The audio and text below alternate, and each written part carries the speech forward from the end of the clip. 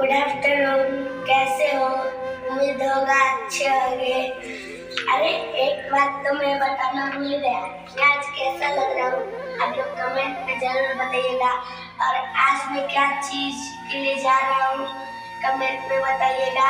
आज मेरा प्रोग्राम है स्कूल में, तो इसलिए मैं अभी जा रहा हूँ। प्रोग्राम में मिलेंगे। ओके। देखिए पीयूष का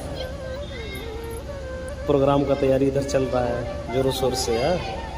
पीयूष से रेडी हो चुका है डांस के लिए।